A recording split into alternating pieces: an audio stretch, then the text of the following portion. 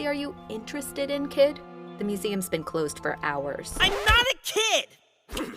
My name is Dr. Sylvester Ashling.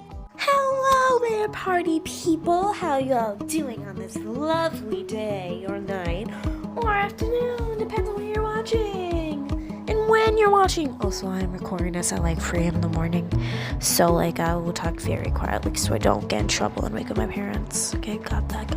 For those of you who don't know, Epithet Erased is an animated series on YouTube by Jelloapocalypse, which is also famous for series like this is basically an anime campaign.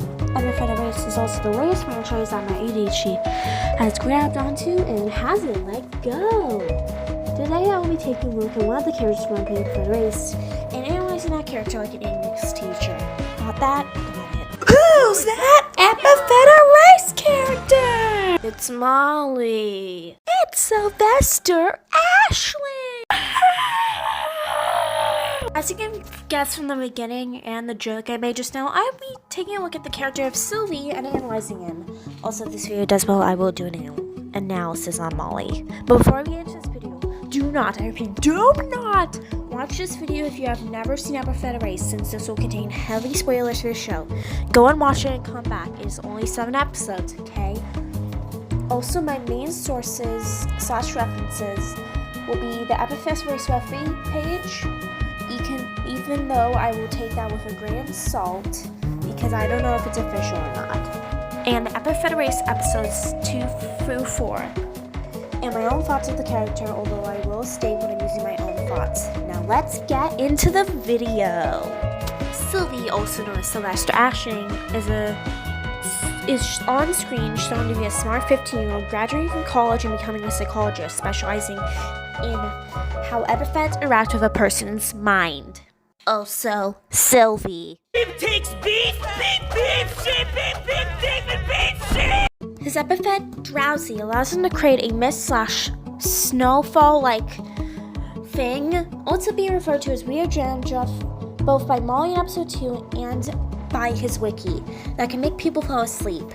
He can also summon a horde of yellow sheep that can help him in battle. Shown in the battle between Molly and Giovanni versus Sylvie, the sheep bite really hard that can slowly chip away at his enemies and also make people very sleepy when they bump into them. Another ability of Sylvie's is being able to bring dreams to life. He weaponizes this in 2 ways on screen. First with his attack Nightmare Fuel, which brings enemies to life, a scene when he brought Molly's Fear of Fire to life in episode 2 and brought Mira's Weird Fear Ducks alive in episode 4. They're small and fast and they bite, okay? And his other way that he can weaponize his being able to turn dreams to life ability is to summon his first soda. That is not a joke. That actually happens in episode 3. Also known as Dream Big, which starts with Sylvie fainting / falling asleep and then turning into / making a dream tool, and then he summons the character known as Dr. Beepton, which is a buff yellow minotaur. Sylvie refers to this as his ultimate move. Giovanni at first calls it dumb when Sylvie thinks, and is quickly proven wrong due to the fact that Beepton is too buff to get injured and extremely strong, and is only defeated when Molly pulls the fire alarm, which wakes up Sylvie and unsummons Beepton. Although I will not be talking that much about Beepton, because I personally consider them different characters, which is having a pie when Sylvie mentions that he doesn't have much control of Beepton when he sleeps. Now I'll be moving on from his epithet and abilities to his personality and backstory. At first, Sylvie seems to be confident and kind of snarky at first.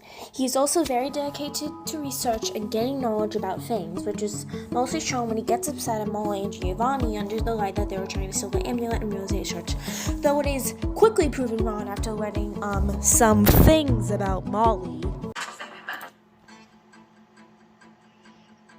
Hey Mom, Dad, Mom, I need a little help. After learning that little fact about Molly, he seems to show a more caring and considerate side of himself, and even offers free therapy for Molly, though she does decline. Sylvie also mentions that he doesn't have any friends, and probably because he may have been more interested in knowledge and friendships than on the wiki, which is kind of implied in the show since he is a psychologist at the age of 15. But I don't really think so. He is also implied that he is very lonely and really wants friends, and even questions if Molly really meant it when she said that she would be his friend. Due to that, I theorize that maybe Sylvie got bullied as a child, or had parents that had really big expectations and pressured him to only focus on school. He probably has gifted kid burnout too. He also seems to get really angry whenever he is referred to as a kid or child. He often seems to try and be more mature than others, and even though he often wears raspberries, he often thinks he is right and gets into arguments because of it, which is kind of childish, as if the whole thing is just some act, like he is pretending to be a super genius. I can't really put my finger on why though. Maybe he wants to praise someone to adults due to the fact that it is shown in the Halloween special that he no longer has a phone because he doesn't like old people judging him. Feel free to share your thoughts in the comments below. Sylvie often seems to overthink, which is shown in the most iconic moment of his character. Seems pretty foolish, but you can't be too certain. It could be some kind of trick. No one would really be forward enough to tell their enemies about their powers. Would they? Unless... Of course! He's trying to lure me into a false sense of security. Well, joke's on him. I've never been secure in my life, and I'm not about to start now. The game of mental chess has already begun. First, I'll counterattack with reverse psychology. The most basic tool in a psychologist's arsenal, and also our greatest weakness. And once he's caught off guard, I'll swoop in for the kill. Knight takes rook, bishop takes pawn, sheep to e5, beef to d2, rook takes sheep, sheep takes beef, beef, sheep, beef, and beef, sheep! Is he dead? He's just been standing there not blinking for 40 seconds. Dr. Ashling! Knock, knock. Ah, sheep, beef, and deep, what? Now about its design.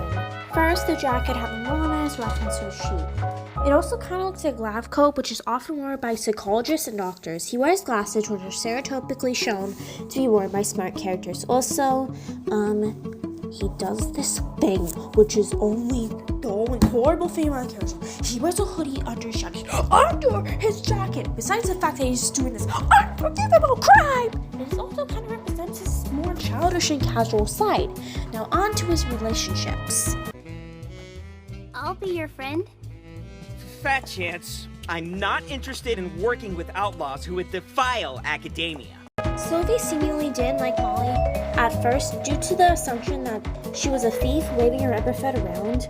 When he is quickly proven wrong, he stops being cordial and makes an effort to try and know why someone like her is hanging around someone like Giovanni.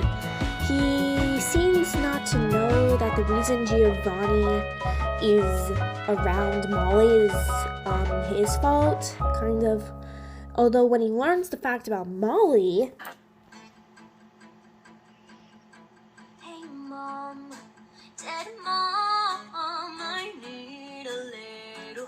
His sense of kindness kicks in, and he offers Molly free therapy and gives her his card.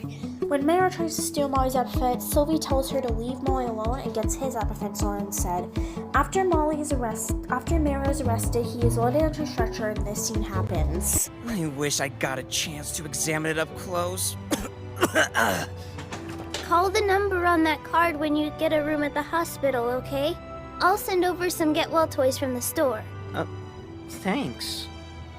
Molly? Did you mean it when you said you would be my friend? Sure. If you want me to be. Yeah. See you. I hope. Ow! Hey, watch the eyes! And then we never see Sylvie on screen again. Although in the Halloween special, we can assume that they have become close enough so that Molly knows his phone number. It's our store. Yeah, you can go there when you're in the market for a new yo-yo. I hate you. Sylvie seems to strongly dislike Giovanni, even saying that he hates him entirely. He seems to find him annoying and stupid and insults him when he gets offered to join Bonsai Blasters due to the fact that Sylvie hates criminals and thieves. Public. I figured there's no harm in getting an academic preview. That's what you're doing, after all. Isn't it? So, At first, Molly seems to like Mira when she complimented him, but soon he realizes that he had been manipulated and grew disliking for her after he found out that she was a true bad guy and even fought her after trying to steal Molly's epithet. Now for some trivia.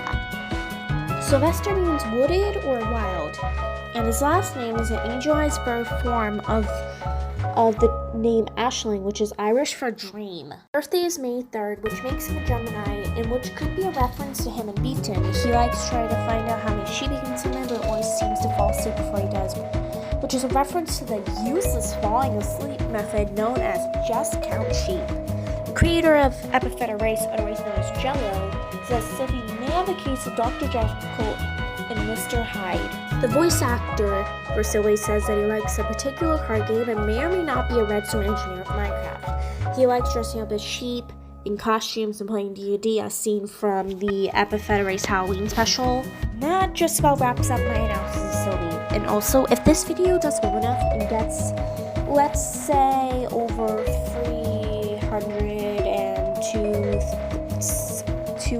326 views in the first one being uploaded, I would do the whole cast, got it? Feel free to share your thoughts on this analysis in the comments. Goodbye. See you later, party people. Like and subscribe, and goodbye.